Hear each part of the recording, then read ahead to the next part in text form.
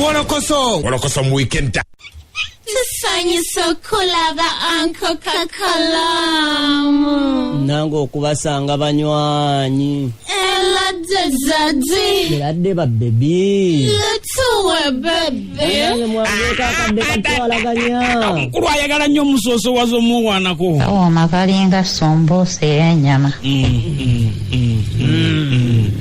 Kali. Olikusenga mu musamba kasirisa satu pema mwefe bweli esimba empologoma ennungi ey'eddembe bagala pa batuwuliriza atunya ku channel mobile akasirisa musako ne baseruganda atunya ku www.esimba.ug twongere kubuuzaako sako n'okwanirizaako amakya gonna ku olwaleero ensonga zo zikyali mpitirivu okuzaama akadde ke kaze okubate nga katusalako mu mbeera bwekyo akubuuzaako n'okwanirizaako nate nze KAKALAAMU the answer pita answer w'omulembe guno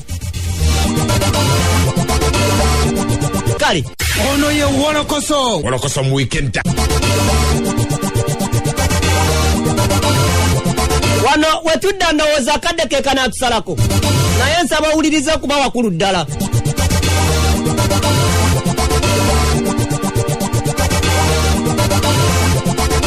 Nate tuli mu lutalo lw'obuwumbi sizoni 2 era ndukomyewo nalwo nga wenakulwako ko munywanya abange ttonoke emabegako wali.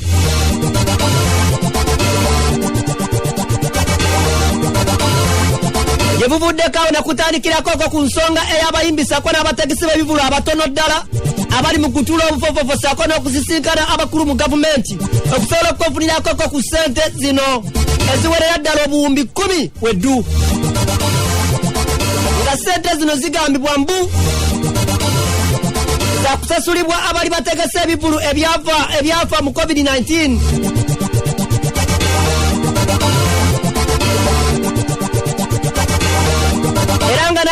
Akabinja akasemye kugenda okusisinkana Jenosale Musale kigambibwa mbuka abasisinkanya lunaku lwabadde lwaggulo ebitundu bye byawangalire saidi z'ekapeeka eyo amuli abantu abawererako ddala besaagala kumenya era nga nekye batuuseeko olunaku lwejjo kigambibwa mbu ampuliza ngambye nti mbu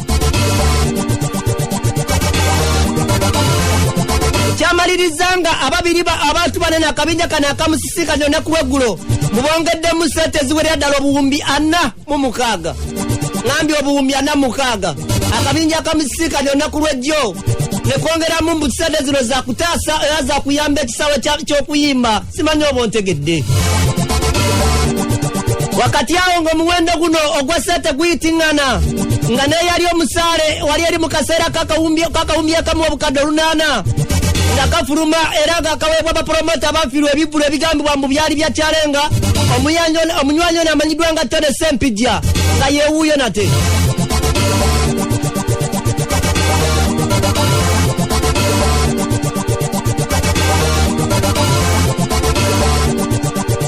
oba kino tunakiyita kumera kasajja oba nkugambe nti kulumirirwa kisawe kya kuyimba nze naawe Tone Sempijja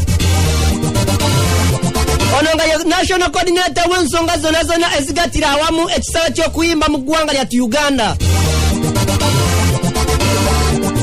nga we yakutegeezaako gye buvuddeko nti yaweebwa office etulaali eri ku Kalenda restaurant Makindye era nga esasulibwa omukulu amanyiddwa nga Jenosale Musale saako n'emmotoka kika kya dabo kabini naye era gyagamba nti yamuweebwa Jenosale Musale okuddukanya emirimu gino egy'ekisawe ky'okuyimba. Yambuseeko munywanyi omukulu ono okukubirako kesimu ng'ategeezako nga office saako n'ebintu ebimu ebyagenderwako Jenosale Musale be yamuwa omunywanyi ono nga bwabisuddewo era bw'ataatayagala kumanya nsonga zonna ezikwata ku kisawe ky'okuyimba naddala ku mulimu guno gwe baamuwa nga woowulira wano. KAKALAAMU the answer. N'oli otya munnange? Ndi luno WOLOKOSO saagala missing kubanga nze mwennyini mbadde mpuliriza nnyo WOLOKOSO era mpuliriza WOLOKOSO kakati sobola kumissinga WOLOKOSO mbeeramu mbawulira mpolampola ng'omusajja omukulu ntonda buugi bwange kululi bapromota babuduulirira ne babunywa paka lwe bwagwa Agenda kugamba munange bazadde bebezi college wange akuja akawooma. Bwe nadda ku bayayi sijja kumalako nenzikiriza nenzikakana. Ndi wano ekibunye kati sebo ntembe ya Buugi. Bukyanga ntula mu ntebe ebintu bye nnaakateekateeka ku kalenda w'ofiisi y'ensonga lwaki nze nasazeewo nti n'entebe ngenda kugita ngenda kulekulira. Ogenda vaako. Amazima ga Katonda mu ggulu weeyogerera ebintu ku kalenda nakindi n'atera kubisengulawo bano nja n'okuba nga nteekateeka mu kiro kya leero kubisengula. Bwe w'ofiisi badde bagisasula baakuwa emmotoka. Byonna sibiganye weebiri bitambula. Naye kakati bwe mba nga nze national coordinator w'ofiisi ensasulibwa emmotoka baagimpa etuukirira buli muntu okola emirimu. Kati bw'owulira nga waliwo omuntu ajampye nze n'abuuka bubuusi n'agenda ewa General Eri Kayanja. Ewa General Sale. Ewa General Eri Kayanja bali mukama wange. General Eri Kayanja ya reporting ewa General Sale Musale. Nze reporting ewa General Eri Kayanja. Ekyankwasa w'ofiisi eyo kukwasaganya nsonga zonna ezikwatagana mu music industry nga was reporting ewa General Eri Kayanja. General Eri Kayanja was reporting ewa Sale Musale. Sale Musale was reporting ewa Kabuledi Umbira. Yekyeyini era kyekyepusa national coordinator temukwanaganya office ku kalenda General Sale Musale yagisasula buli mwezi. Naye lwaki njivaamu sikyalina makulu. Tiwaba tubakyali mulamwa kubanga kasita ogamba nti biliyoni 10 zigenda kufuluma nga gwe national coordinator tokitegeddeeko. Bwe yatandika ebintu byonna muno ebyokukubirira abantu okwegatta nga totaddeeko. Kakati nze olwo mba nina omugaso kiba kiwaani. Bwe nkugamba nti ngenze ku ttembe ya Buugi mba nkulimbye. Bwe nkugamba nti omuntu wakoma wakwata. Bwe nkugamba nti ejjanzi teribuuka nga nzidde mba nembye akajja obunaku kemanya. Bwe nkugamba nti kulya nnyingi si kuggwa maddu era nkulimbye. Kati ebintu obitwala wa? Otwalamu bibyo biwajja nabyo oba byonna obitwala? Nze ondaba nkoze omulimu guno ogwannakiwa okumala ebbanga lyonna muganda wange. Tasasulwa. Era emirimu gyonna gye mbadde nkola mbadde ngikola ng'omuntu Tone Sempija eyayimbako. Buuza abantu bonna ajja kubuulira ne mutimbi wa bipandiivu buuza bajja kubuulira ng'okwamba emiti gy'amasannyalaze gy'okusibayo baana ngikafuntona byonnimba. Ebbanga linamala ne Sale Musale nga munnyonnyola yamba abayimbi bano yamba bano kwata bano kola bwoti nga njagala ekisaawe kisituke lumu nga njagala abantu bonna beeyagale lumu nga si kujjamu byana na baana nga si kulondamu boogera nnyo. Naye kati kebyayingidde mu politics beerimbika mu Bobi Wine Kyagulanyi ne beyagobedde batakyayagala dde okulabako bawoza tulwanirira ono. Kati bafera bafune we babbira bafera bafune we bafunira ssente ebitali bituufu. Kati ze kyenva ŋŋamba ku mulundi guli akawumbi kamu miliyoni 8 kagenda. Ningezaako mbuuse pulezidenti mugamba owaayo ngenda ogiraba nti nga ssente bazigabye dda bateeka ku akawunti zaabwe ne bagenda ne balya ne beeyagala ne bavuma buli kitonde ne baka abasajja ne babakwana ne mukazi wange bamukwaniramu. Eyaddala bino byo omukazi wange bamukwana ne bamutwala. Ulira noono balina girlfriend wange nga bamumanyi nga gwe singa okwagala gwe nsiridde olukoba. Omusajja bwe yakwata 305 yatuukira ku mukyala wa Tone Sempija namufunyisa olubuto.